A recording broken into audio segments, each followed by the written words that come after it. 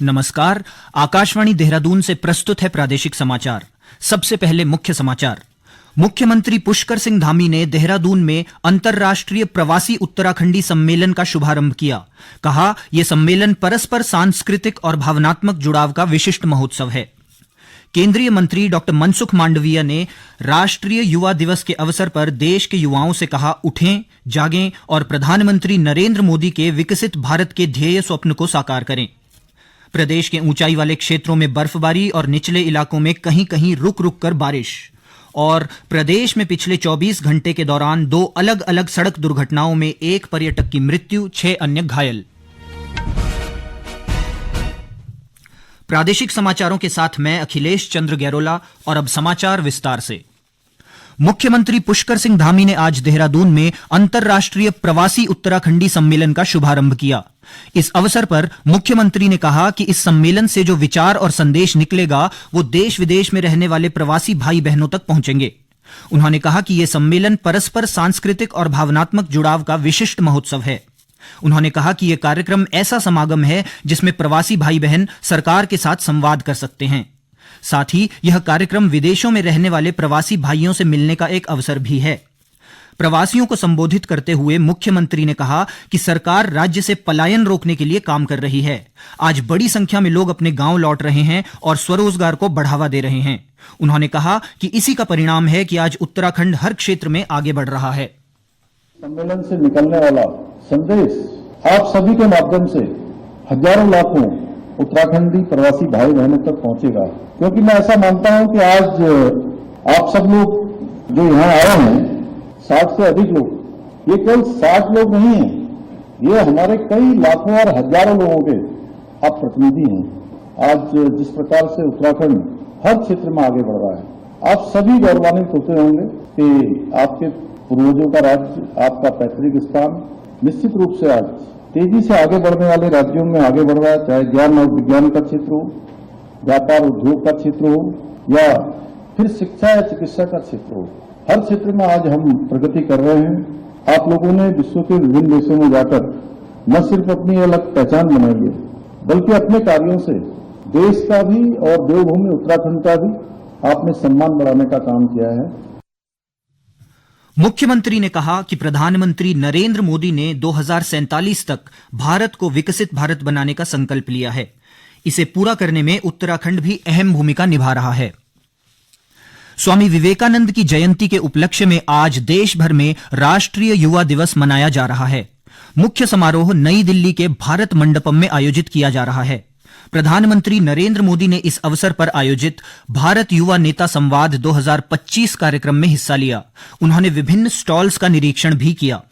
केंद्रीय मंत्री डॉक्टर मनसुख मांडविया ने राष्ट्रीय युवा दिवस के अवसर पर देश के युवाओं से कहा, उठें, जागें और प्रधानमंत्री नरेंद्र मोदी के विकसित भारत के ध्येय स्वप्न को साकार करें।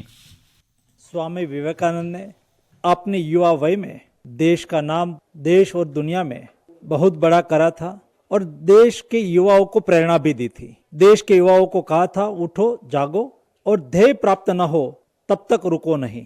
आज देश के युवाओं को मैं संदेश देना चाहता हूं कि चलो हम विवेकानंद जी से प्रेरणा लेके उठे, जागे और प्रधानमंत्री जी के विकसित भारत के ध्येय स्वप्न को साकार करें। राष्ट्रीय युवा दिवस के उपलक्ष्य में प्रदेश में भी विभिन्न कार्यक्रमों का आयोजन किया गया। इस मौके पर निर्वाचन आयोग ने देहरादून में 10 किलोमीटर दौड़ का आयोजन किया, जिसमें बड़ी संख्या में युवाओं ने भाग लिया। इस दौड़ का उद्देश्य युवाओं को मतदान के प्रति जागरूक करना है। साथ ही राज्य में अलग अलग स्थानों पर युवाओं के लिए विभिन्न प्रतियोगिताओं का आयोजन किया गया। निकाय चुनाव को लेकर राजनीतिक दलों का प्रचार तेज हो गया है। भाजपा के स्टार प्रचारकों में मुख्यमंत्री पुष्कर सिंह धामी ने बीते शनिवार को चमोली के कर्णप्रयाग में आयोजित जनसभा को संबोधित कर नगर निकाय चुनाव में भाजपा उम्मीदवारों को प्रचंड मतों से विजयी बनाने की अपील की। इससे पूर्व श्री धामी ने कर्णप्रयाग में पदयात्रा कर आमजन से भारतीय जनता पार्टी के समर्थन में मतदान की अपील की। उधर कांग्रेस के वरिष्ठ नेता हरीश रावत ने देहरादून के विभिन्न वार्डों में कांग्रेस के सभासदों और मेयर के प्रत्याशी के लिए प्रचार किया। उत्तराखंड क्रांति दल समेत निर्दलीय प्रत्याशी भी चुनावी मैदान में पूरे जोर शोर से चुनाव प्रचार में जुटे हैं। ये समाचार आकाशवाणी के देहरादून केंद्र से प्रसारित किए जा रहे हैं। ताजा समाचार के लिए आप हमारे सोशल मीडिया एक्स व Facebook page Akashvani news Uttarakhand को फॉलो कर सकते हैं। साथ ही ये समाचार हमारे YouTube channel Akashvani news Uttarakhand पर भी उपलब्ध हैं। और अब मौसम समाचार। उत्तराखंड के अधिक ऊंचाई वाले क्षेत्रों में बर्फबारी और निचले इलाकों में कहीं कहीं बारिश हो रही है, जबकि राज्य के अन्य हिस्सों में बादल छाए हुए हैं। बद्रीनाथ, हेमकुंड साहिब और फूलों की घाटी सहित प्रदेश के ऊंचाई वाले हिस्सों में बर्फबारी हुई है। वहीं मैदानी हिस्सों में भी कल रात विभिन्न स्थानों पर बारिश हुई। कुछ स्थानों पर आंधी के साथ ओलावृष्टि की खबर भी है। बारिश और बर्फबारी से तापमान में गिरावट आई है। मौसम विभाग के अनुसार कल से राज्य में मौसम साफ रहने की उम्मीद है। प्रदेश में पिछले 24 घंटों के दौरान 2 अलग अलग सड़क दुर्घटनाओं में एक पर्यटक की मृत्यु हो गई, जबकि 6 अन्य घायल हो गए हैं। नैनीताल जिले के जोलीकोट क्षेत्र में देर रात एक वाहन के गहरी खाई में गिरने से एक की मृत्यु हो गई और 3 घायल हो गए। वाहन में कुल 4 व्यक्ति सवार थे। प्राप्त जानकारी के अनुसार वाहन में सवार लोग बरेली से नैनीताल घूमने आ रहे थे। सूचना मिलने पर प्रशासन व एसडीआरएफ ने रेस्क्यू ऑपरेशन चलाकर घायलों को अस्पताल पहुंचाया।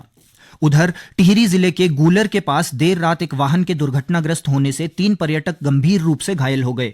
वाहन में नोएडा यूपी के रहने वाले 3 पर्यटक सवार थे। नैनीताल जिले में कॉर्बेट टाइगर रिजर्व के ढेला क्षेत्र में मानव वन्यजीव संघर्ष की रोकथाम के लिए प्रशासन स्तर पर विभिन्न प्रयास किए जा रहे हैं। इसके लिए प्रशासन ने ग्रामीणों के साथ बैठक कर आवश्यक सुझाव लिए। पेश है एक रिपोर्ट। कॉर्बेट टाइगर रिजर्व के ढेला क्षेत्र से सटे ग्रामीणों ने जंगल से सटे गांवों में बाड़ लगाने के साथ ही स्थानीय जनप्रतिनिधियों को शामिल कर ग्राम पंचायत स्तर पर मानव वन्यजीव संघर्ष न्यूनीकरण समिति बनाने का सुझाव दिया है। ग्रामीणों ने मानव वन्यजीव संघर्ष में मृतकों को दी जाने वाली मुआवजा राशि को बढ़ाकर 25 लाख रुपए करने का भी सुझाव दिया।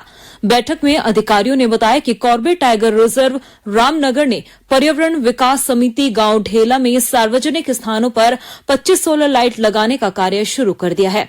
इसके साथ ही उत्तराखंड अक्षय ऊर्जा विकास अभिकरण उरेडा की ओर से ढेला गांव को 25 सोलर लाइट भी उपलब्ध कराई जा रही है। नैनीताल से सुमित तिवारी की रिपोर्ट के साथ समाचार कक्ष से प्रियंका मलिक। उत्तरकाशी में माघ मेले को लेकर यातायात पुलिस ने ट्रैफिक प्लान बनाया है। इसके तहत मेले में आने वाले वाहनों के लिए पार्किंग स्थल चिन्हित कर दिए गए हैं। इनमें केदारघाट पार्किंग स्थल, जोशियाड़ा यूजेवीएनएल की पार्किंग और जोशियाड़ा पुरानी तहसील पार्किंग चिन्हित की गई है।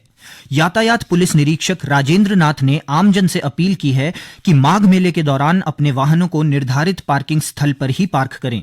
उन्होंने बताया कि बस अड्डे के पास नवनिर्मित पार्किंग को भी आपात स्थिति में वाहन पार्किंग के लिए उपयोग में आने का उप जिलाधिकारी से आग्रह किया गया है।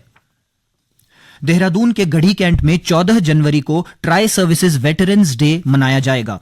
सुबह 9 बजे शौर्य स्थल पर पुष्पांजलि अर्पित कर 9वें ट्राई सर्विसेज वेटरन्स डे की शुरुआत होगी।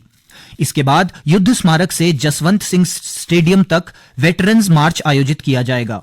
इस दौरान मुख्य अतिथि राज्यपाल लेफ्टिनेंट जनरल गुरमीत सिंह के साथ भूतपूर्व सैनिकों द्वारा पुष्पांजलि अर्पित की जाएगी। रैली में विभिन्न स्टॉल और सहायता केंद्रों की स्थापना की जाएगी। और अब संक्षिप्त समाचार। ड्रग्स फ्री देवभूमि मिशन के तहत हरिद्वार पुलिस ने एसटीएफ देहरादून की मदद से चिड़ियापुर के जंगल से 2 नशा तस्करों को गिरफ्तार किया है। तस्करों के पास से लाखों की स्मैक बरामद की गई है। देहरादून नगर निगम की ओर से शहर में लगातार हाउस टैक्स को लेकर अभियान चलाया जा रहा है। इसके लिए शहर में विभिन्न वार्डों में कैंप लगाकर हाउस टैक्स जमा किया जा रहा है। टैक्स अधिकारी पूनम रावत ने बताया कि नगर निगम ने अप्रैल 2024 से अभी तक 32 करोड़ रुपए का हाउस टैक्स वसूल लिया है। और अंत में मुख्य समाचार एक बार फिर। मुख्यमंत्री पुष्कर सिंह धामी ने देहरादून में अंतर्राष्ट्रीय प्रवासी उत्तराखंडी सम्मेलन का शुभारंभ किया। कहा, यह सम्मेलन परस्पर सांस्कृतिक और भावनात्मक जुड़ाव का विशिष्ट महोत्सव है। केंद्रीय मंत्री डॉक्टर मनसुख मांडवीय ने राष्ट्रीय युवा दिवस के अवसर पर देश के युवाओं से कहा, उठें, जागें और प्रधानमंत्री नरेंद्र मोदी के विकसित भारत के ध्येय स्वप्न को साकार करें। प्रदेश के ऊंचाई वाले क्षेत्रों में बर्फबारी और निचले इलाकों में कहीं कहीं रुक रुक कर बारिश। और प्रदेश में पिछले 24 घंटे के दौरान 2 अलग अलग सड़क दुर्घटनाओं में 1 पर्यटक की मृत्यु, 6 अन्य घायल। इसी के साथ प्रादेशिक समाचारों का ये अंक समाप्त हुआ। नमस्कार।